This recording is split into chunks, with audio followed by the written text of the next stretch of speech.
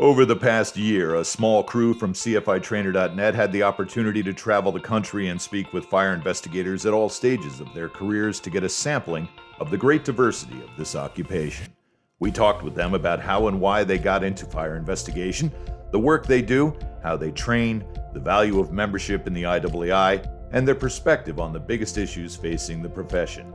Our trip was not without its challenges, from active wildfires to COVID safety. But we are excited to share with you what we learned from fire investigators doing important work in the field.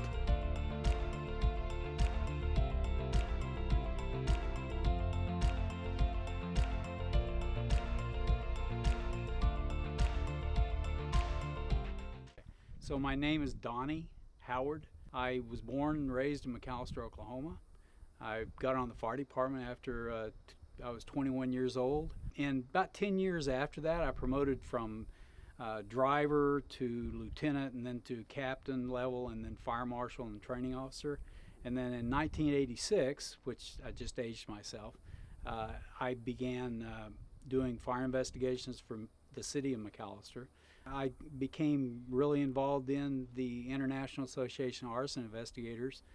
My previous employer, while I was on the fire department, his name was Jack Yates, and Jack was president of IAAI at one point in time. He offered me a job to do privately for the mostly for insurance companies. We had a couple of separate entities that we represented.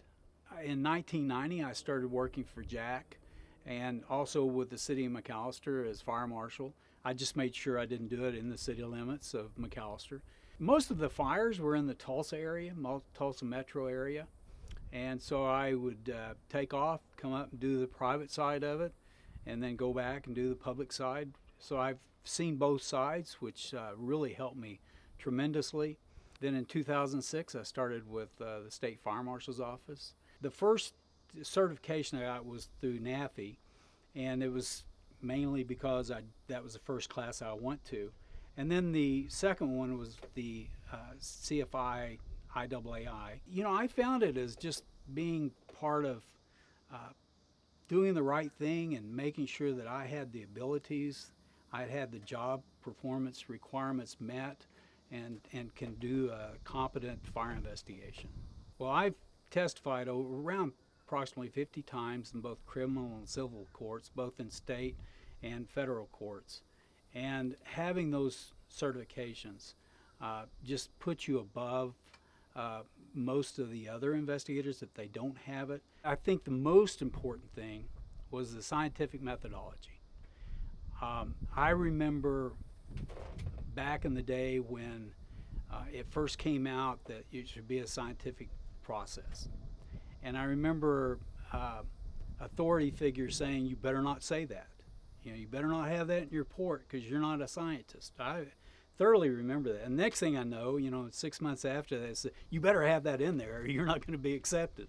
But they were right. The latter part was right. You really need to look at it as a question, something, a mystery, and you have to go through those proper processes to come up with the right determination. I've investigated just under 2,000 fire investigations. I've learned a lot. I still, at my mature age, I'm still learning. I still find things that just interest me and things that maybe I missed when I was a younger fire investigator. I didn't just all of a sudden become interested in fire investigation. I was promoted as a training officer, and it was in 1986, and I don't know what happened that year, but for some reason, fire departments recognized they needed fire marshals.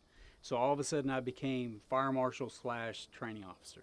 And so that's when the fire chief at that time in McAlester started sending me all over. And I've been to, the NAFI. I've been to, the conferences, IAAI, past president of the Oklahoma chapter.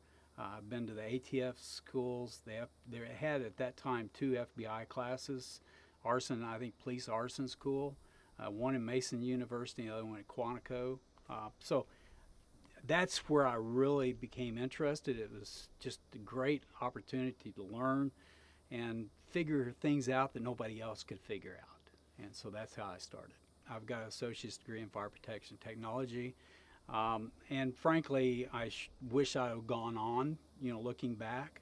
And I hope that younger investigators who see this maybe will cause them to go on, because in the IFSTA validation conference that I just chaired for the third edition of the Fire Investigator, many of the applicants, or many of the participants, had bachelor's degree. Even a lot of them were going for their master's through Oklahoma State University, as well as also going for their PhDs in fire investigation. And I was kind of concerned a long time ago about younger applicants or younger people taking a hold of fire investigation going forward.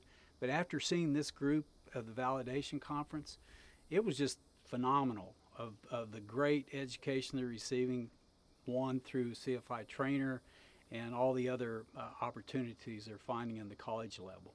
The education community is recognizing we need a higher level of formal education, and I think not just because you're representing CFI trainer, but there are a lot of young people, a lot of agencies that are restricted in budgets, and they're able to go on there and really get quality training.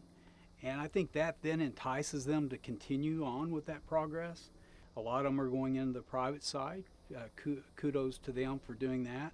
And of course, there's more money usually in the private side than the public side, but then they're also remaining in the public side because they see that duty of making sure that we prevent fires, because that's ultimately what we're trying to do here, is prevent fires from happening.